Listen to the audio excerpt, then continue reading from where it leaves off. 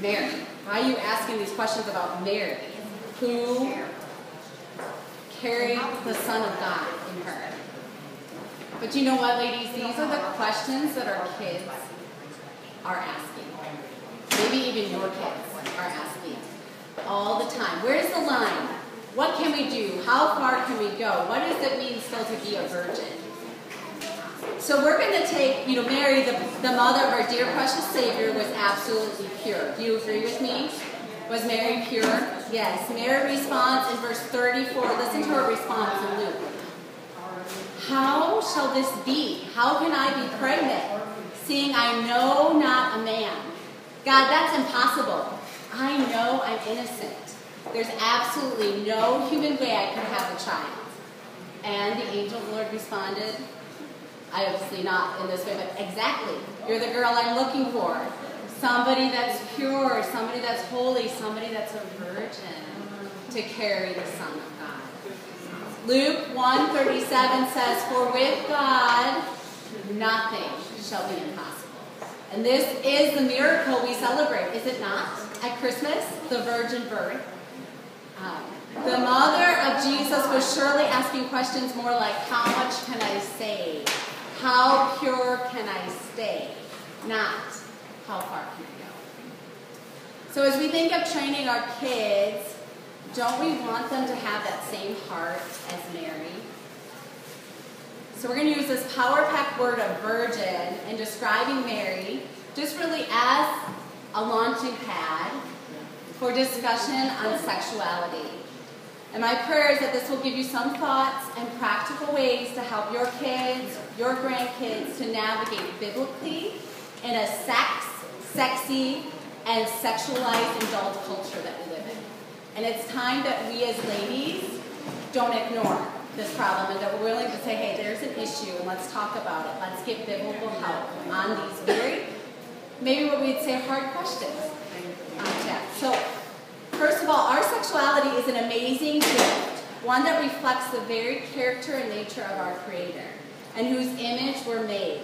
Our sexuality is deeply connected to who we are, male and female. It is a core of our spirituality, in some of the deepest places in our hearts. Out of this very gift and act, we have the ability to recreate, like our Creator. It's a very sacred place. And if understood and managed correctly, our sexuality can be the source of greatest joy and blessings, heaven on earth. But if it's not understood correctly and it's mismanaged, it has the potential to be the cause of some of life's deepest wounds and greatest sorrows.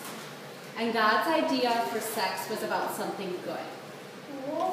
As a parent, this is me talking as a mom, I want to be the first one who paints a biblical and sacred picture for my children understanding of sexuality.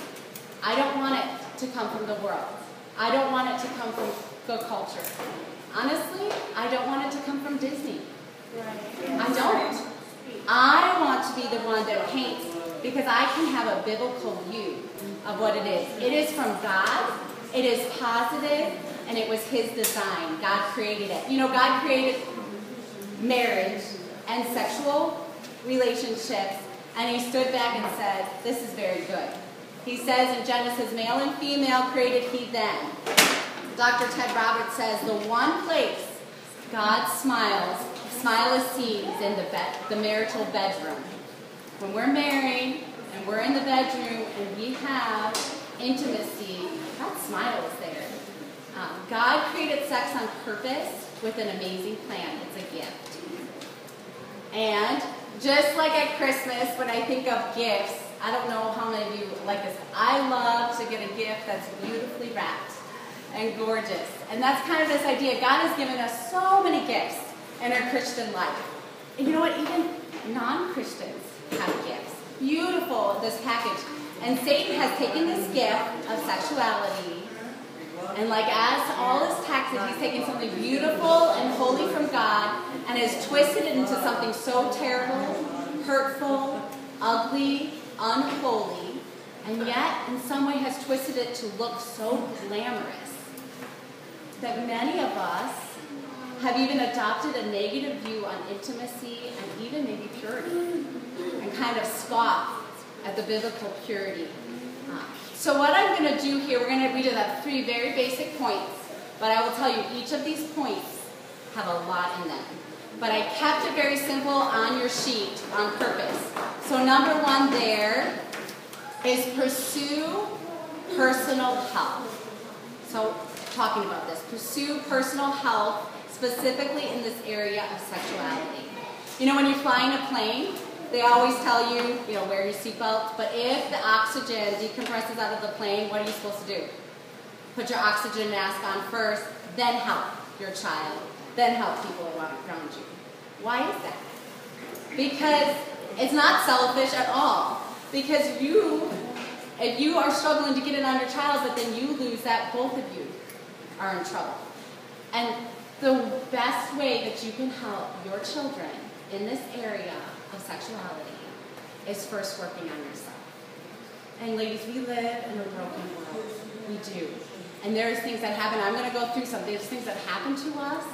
There's things that just we choose and bring on ourselves that are really hard. But if you just try to stuff them down, build up walls, wear masks, and ignore them, it's not going to help your children. We got to face some of these issues from a biblical perspective and get the help we need to heal that way in ourselves. So then we're able to turn to our gifts and say, hey, God's way is best. This is a gift. If we have a negative view of sexuality and intimacy and things, we can't pass the beautiful picture down to our kids. We need to be sexually healthy. Otherwise, we're not going to be able to teach our kids healthy, biblical sexual boundaries, though we may even try. You, ladies, are a daughter of God. And with that, you have value yourself. Sometimes we talk about that with our kids. Oh, I want my kids to know their worth and their value. Do you know what? First, you have to embrace that yourself, that you have value. And God gave you worth. And whatever maybe your past experiences are, though they may hurt, God has healing balm for you to help you. And ignoring it doesn't solve the problem.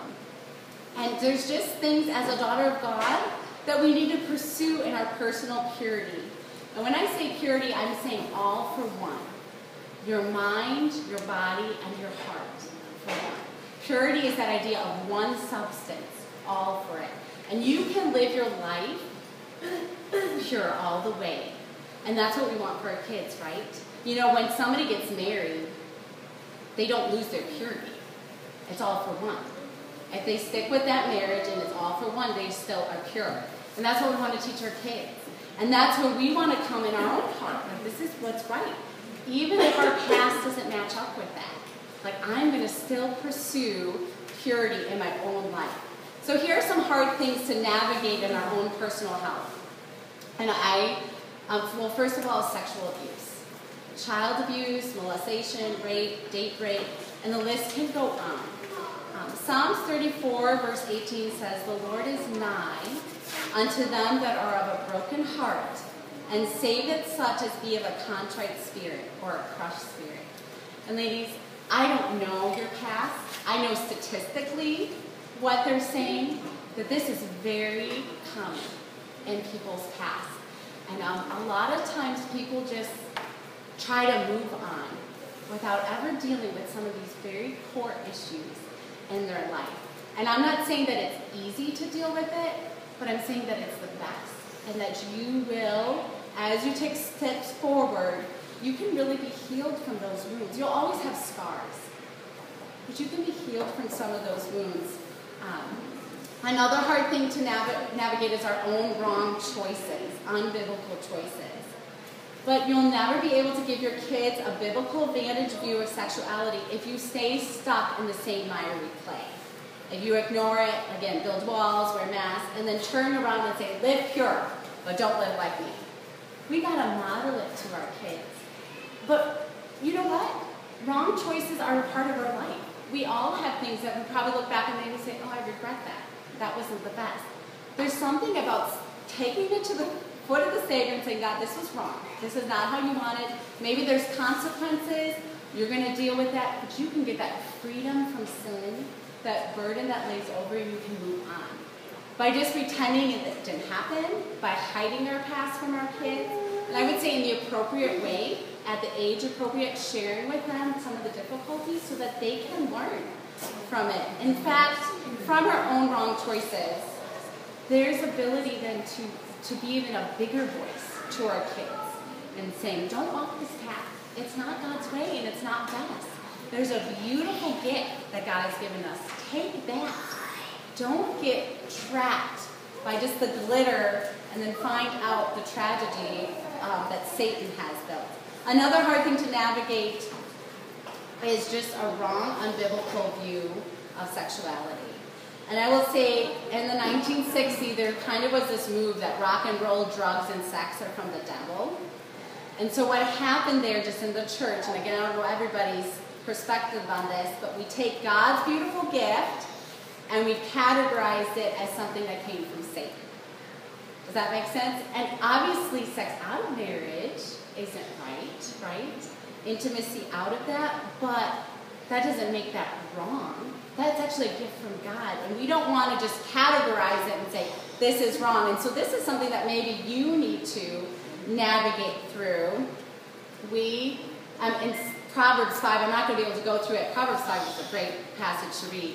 But listen to some of the words God uses to describe this. He said, drink water out of thine own cistern, and running waters out of thine own well.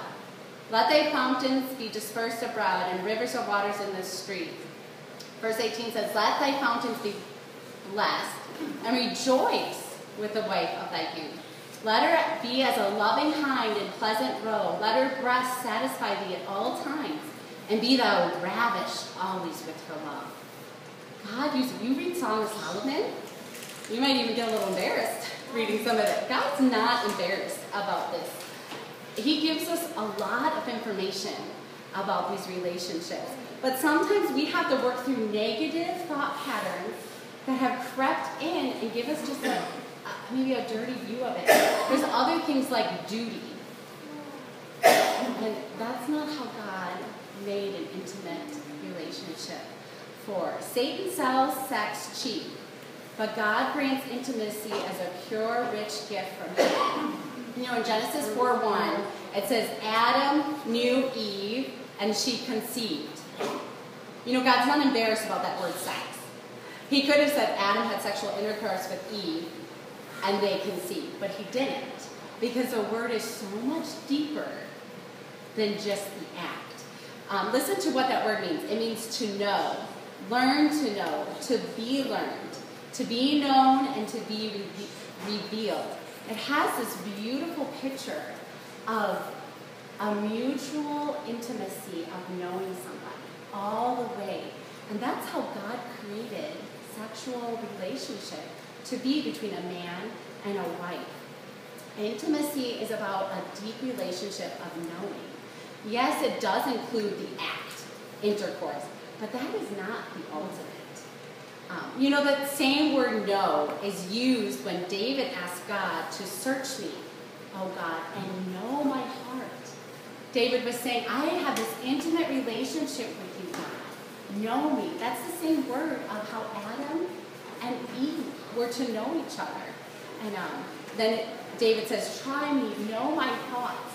So it's an emotional, it's a physical, it's a spiritual bonding that happens with those. But I will tell you, in our society, those are hard things to navigate. They're not easy. We have the pain from past, wrong choices, things that happen to us, and just some negative views. So there's something that I want to say. It's not for everybody, but right now I meet every Monday at 3 o'clock with a lady, but we're opening up to any ladies. It's called Unraveled.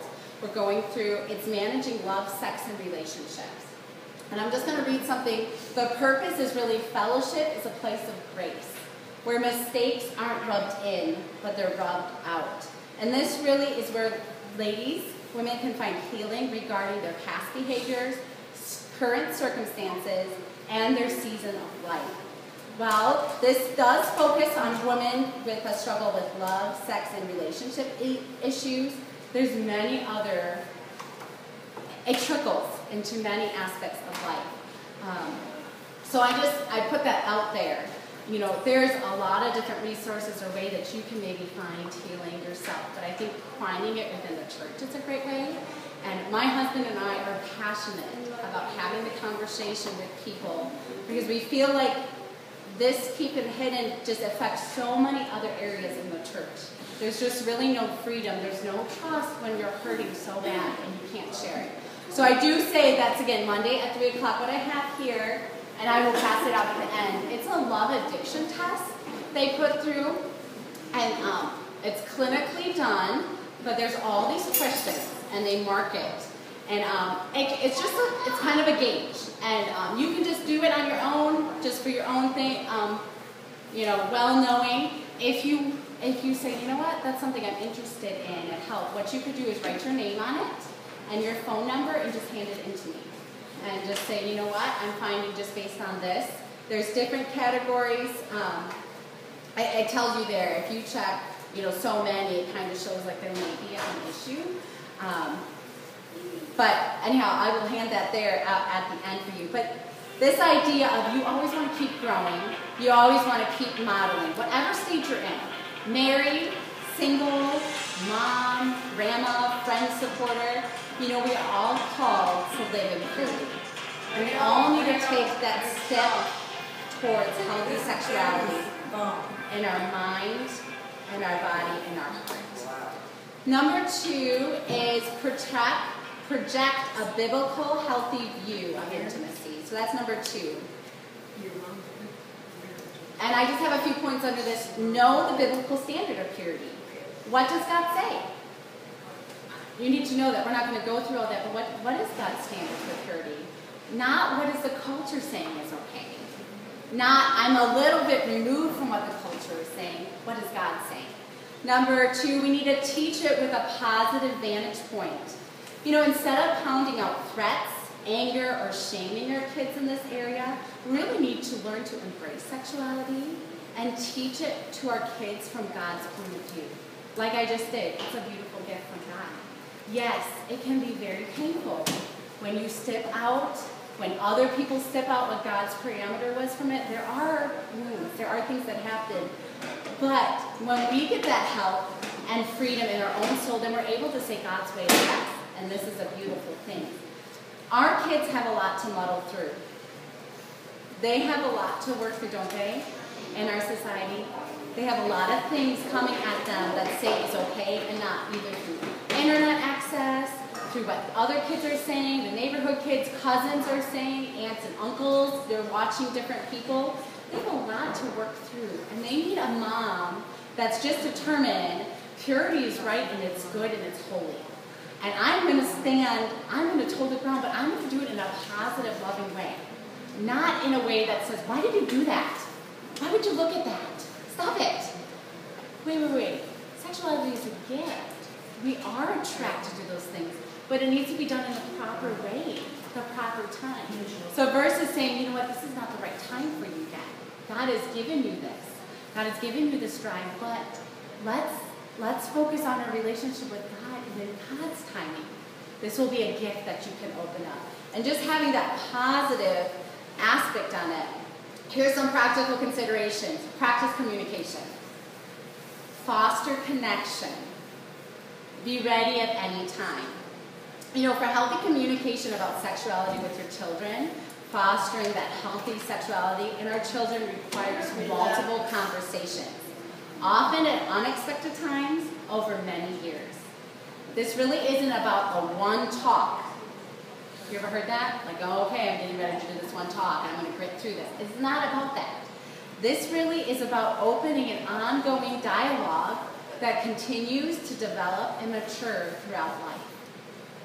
I've heard it said like this. It's 100 one-minute conversations, not one 100-minute conversation.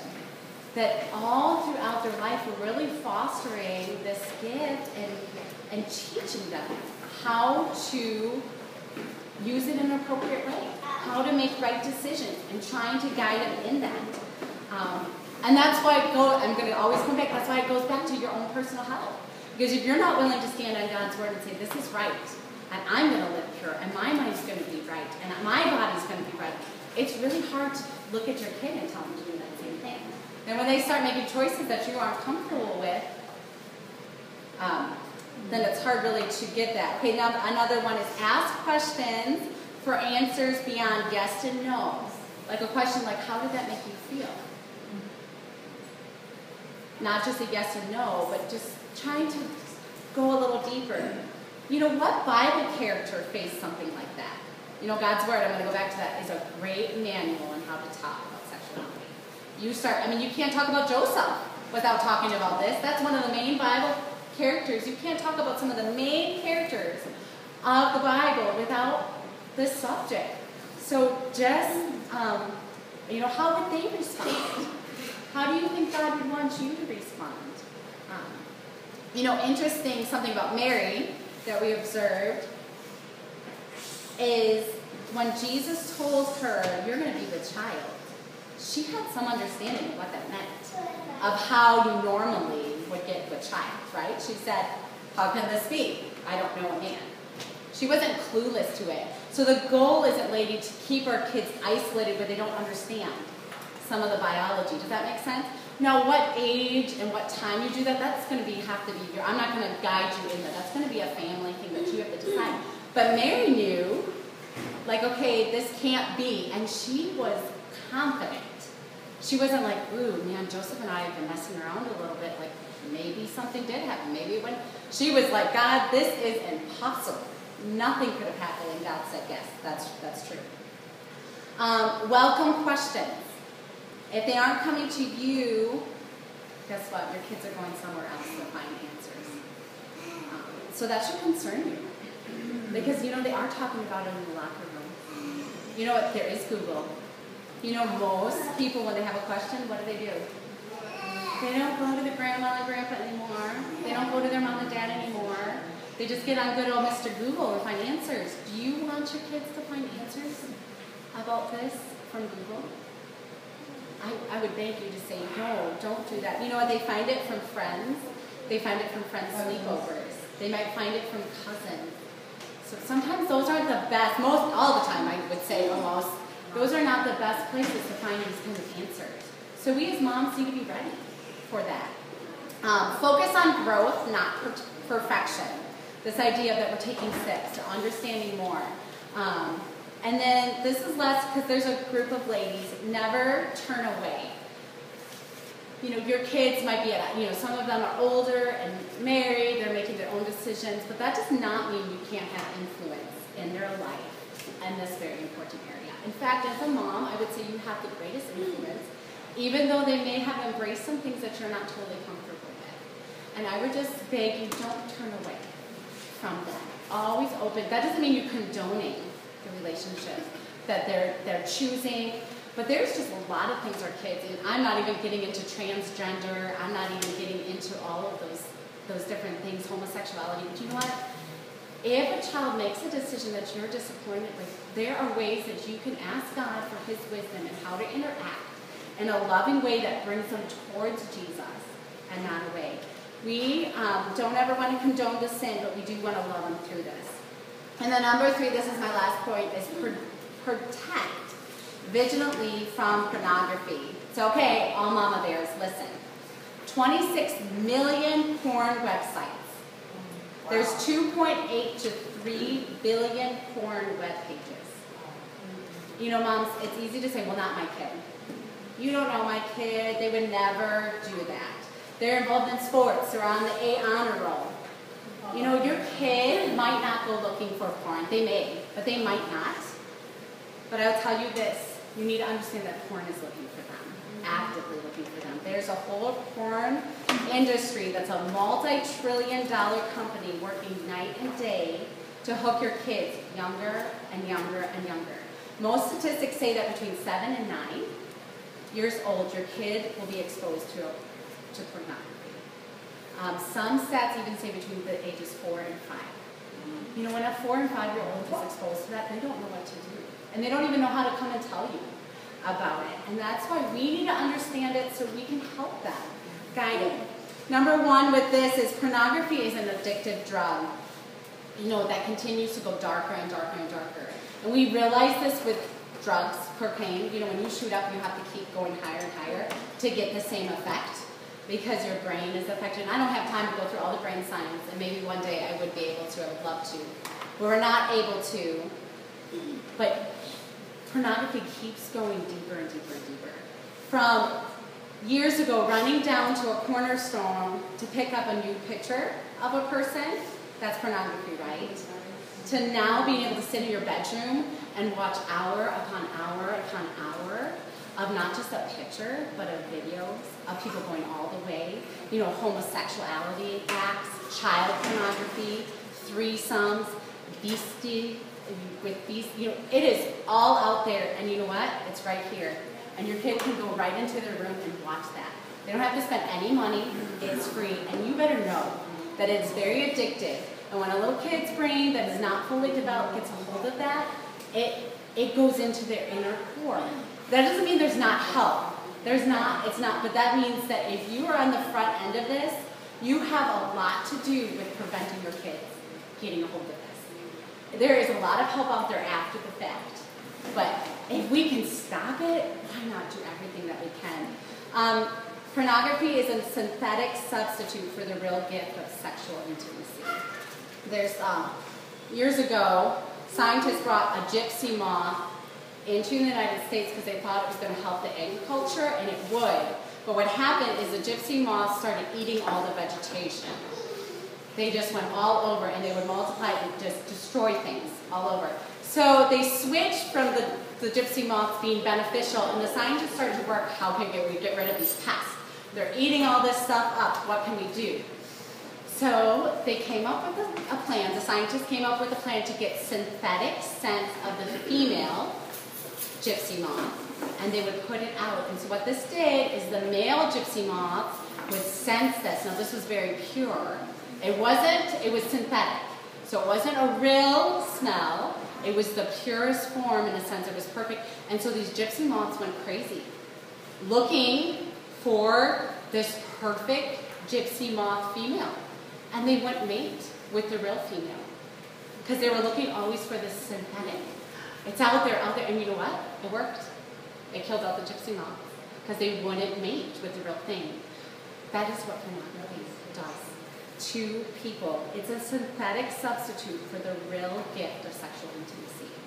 And when you're involved in it, when your kids are involved, it ruins what they can experience in the gift. And we don't have time again to go into all of that, but let's just say that pornography is the substitute that we don't need to get hold of. There is a lie out there that pornography helps sexual intimacy, that it's good for both partners, and that is a lie. It's not, because God created male and female to be together. And then just again, pornography is looking for your kids, and too many parents are just unprepared for that. To protect the young minds in your care, you need to be your child's first and best source of information about how to recognize and reject pornography.